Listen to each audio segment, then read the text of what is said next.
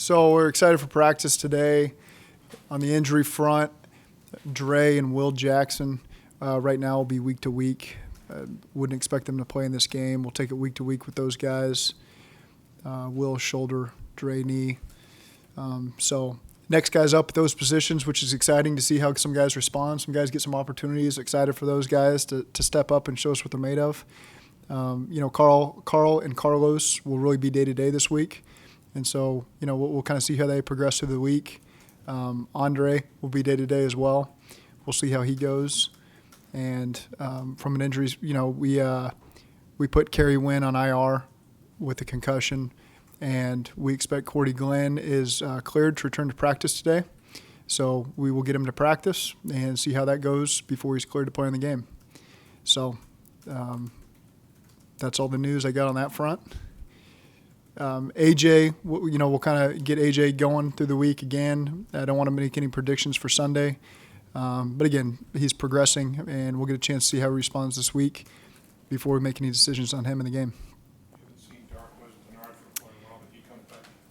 You anticipate sooner rather than later? So we'll start the 21-day window with him today, practicing this week, see how he responds.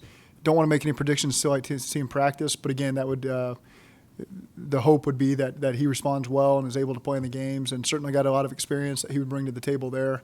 And so, if that does happen, we'd have till Saturday. You got to make a move somewhere there to get him up. But, we get a chance to see him practice this week, and that's encouraging. He feels good. He feels as good as he's felt in a long time. So it'll be good to get Darquez up and running. This will be the first time I've kind of seen him practice. So that'll be good. Do you expect AJ to go full? I don't expect AJ to go full today. Or this week? We'll see. We'll progress him day to day. We'll see where it goes. I don't want to make any predictions there. I mean, you come into a week, you're struggling to get your first win, and your top two corners go down. I mean, how do you try to weather these storms as they keep coming? Yeah, awesome opportunity for some guys that a couple weeks ago probably weren't getting any reps. They were maybe on the scout team. We get a chance to see how the whole unit, the whole team responds. And, we're going to find the positive in this thing. It happens around the league. I see lots of guys going down, lots of teams dealing with injuries. And, we're going to take a great approach to this. I'm really excited to see how some guys step up and respond to that unit and help us there. And so that'll be a good opportunity for those guys.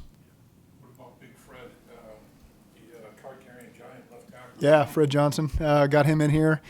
So we'll see how that goes. It's a lot of moving pieces right now up front, but it'll be good to get another big body up in there and see what he's made of. And, so good opportunity, rookie. He's eager to learn. He's been good to meet with, today. And so excited to see what he can do at practice.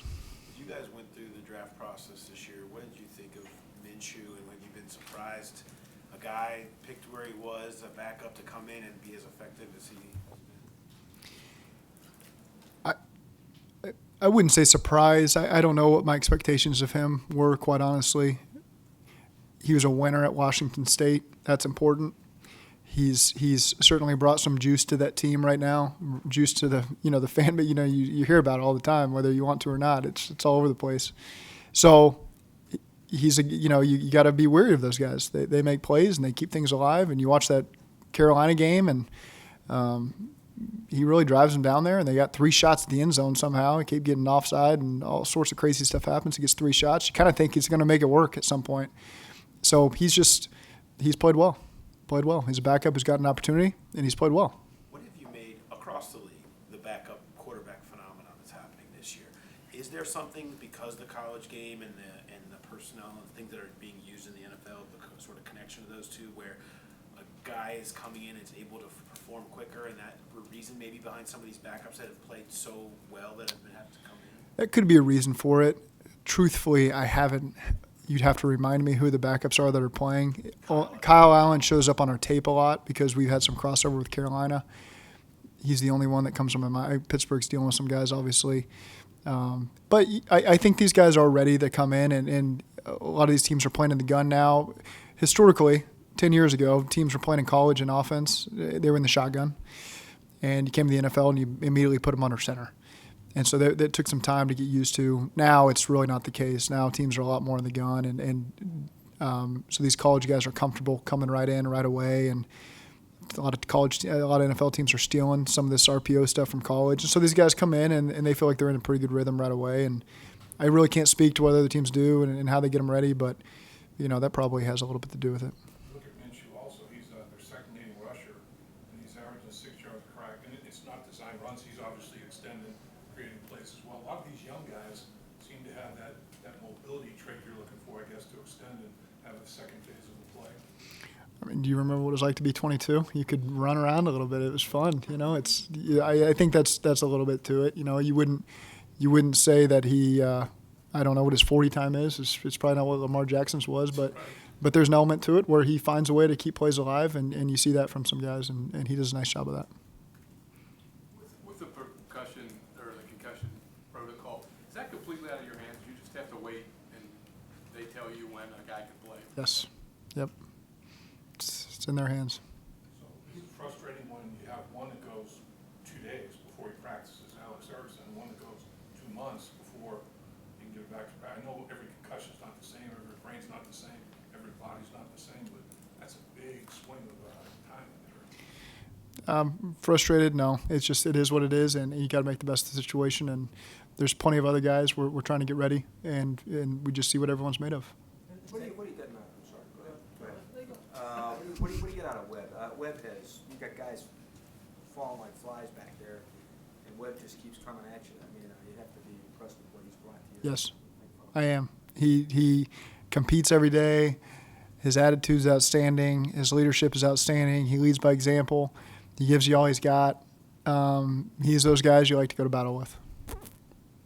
Back to Darquez, he's been mostly a slot corner. Would you anticipate him repping mostly there, or both there and the outside too, just for versatility?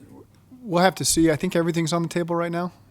But you are right. Historically, he's played a lot in the slot. So we'll see where he's most comfortable at these next 2 days and make determinations from there. But we'll see. Right now at DB, we got a lot of moving pieces, and we'll kind of sort it out these next 2 days and figure out what the best options are for us. How could he help you on the perimeter? How could his physicality help you on the perimeter? We'll find out today. It's really, for me, you get a chance to see him live and in person. And so his experience, that's significant, bringing that to the table. It's not like he's just coming off he's just now eligible to come back. So he's felt good, and he's been running around and moving. And so now we just get a chance to see him with pads on, going against an offense, how quickly he picks up the schemes. And he's a smart guy. He's excited, just seeing him. He's got a little pep in his step this morning. He knows this is his first day. He gets a chance to show what he's made of. And so we're excited for him. Brandon Wilson can fly 4.35 or whatever. I know there's more traits than that to play corner, but does he have enough traits where in an emergency, Brandon Wilson could kick out to corner from safety? I know that's it's easy to go corner to safety. That's the truth. I think right now we need him at safety. Sean keeps battling through some stuff, and so right now he's done a nice job back there for us. What was your reaction to the news that Jalen Ramsey was traded? We won't play him this week. The week after. Is proximity to the bye, will that be a factor in when you elect to activate AJ or make him? Well, the good news is, it just takes that much. We don't have to make a roster move to get him up. He's up. We'll just see. The important thing is we want him for more of our games than not. And so careful is not the right word. We just want to make sure he's fully ready. And we'll make the decision that's in the best interest of keeping him healthy and getting him to play a lot of snaps for us this year. And whether it's this weekend, great. If it's next weekend, great. If it's after the bye, great. Truthfully, we got to see him in practice to really know where he's at and what kind of use he can be for us. Do you anticipate AJ Green ramping stuff up in practice this week? I think it'll be a progression today, tomorrow. Again, let's take it today and just see where he's at today, and then we'll address it tonight and figure out what we want to do tomorrow. And truthfully, that's where we're at. We're just going to take it day by day with him and see what tomorrow brings once we finish up this practice. What kind of conversations have you had with Lou about trying to fix maybe the run defense and why the run defense has been so bad this year?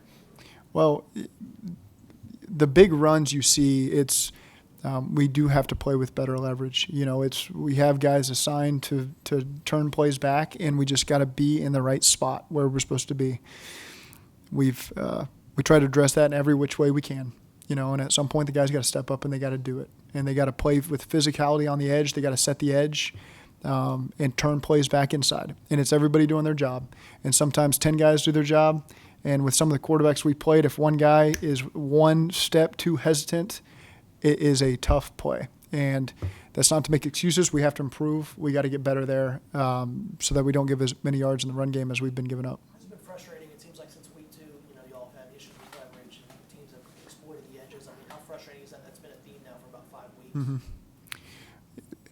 There's a lot of things that we have to improve on, and a lot of you can categorize them as frustrating when you're 0-6. There's a lot of things that we got to improve on. And that's the bottom line. Is you can throw a lot of stats at us. You can throw a lot of history lessons at it. The bottom line is we have to win a game. We have to play better. We know that. We have to win the game. And it's a motivated group right now. It really is. And I'm excited.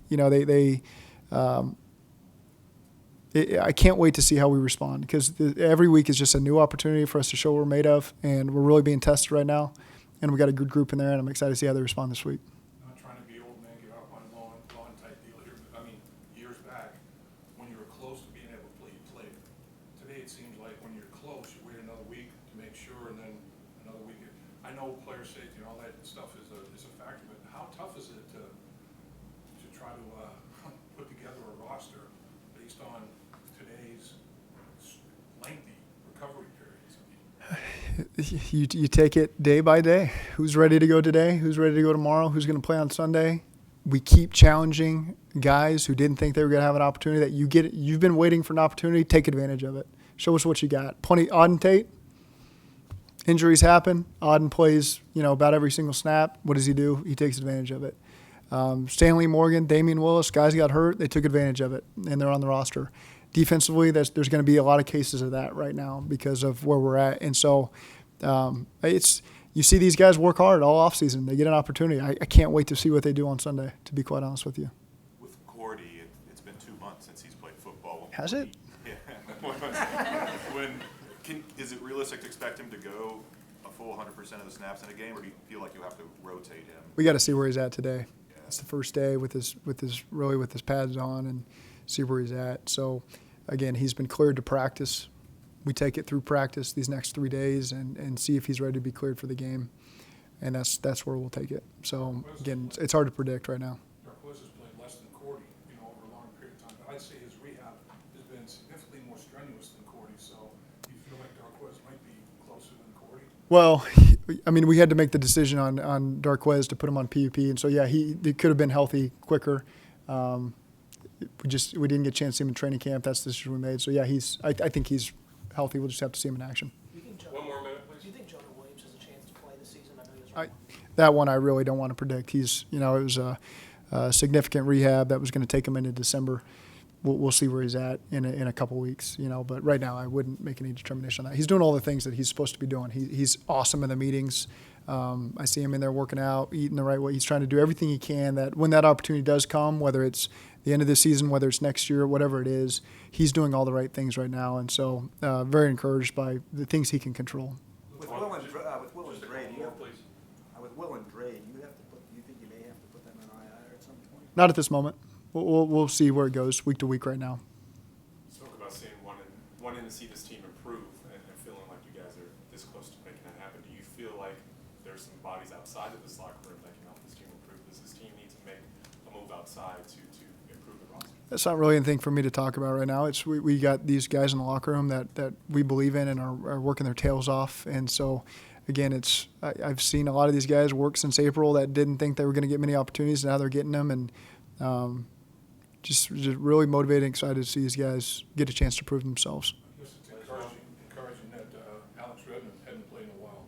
He comes back, and I thought he provided a nice little physicality. I mean, other guys that haven't practiced for a while, can look at him and say, I'll take that too. He brought really good energy, not just in his style of play in the game, on the sidelines. The guy loves playing football. He loves talking about football. He loves kind of beating people up a little bit. And sometimes that's a lot of fun to be around right now. And so he really encouraged by what he showed in the game on the sidelines as we've gone through the week, and he's done a nice job for us.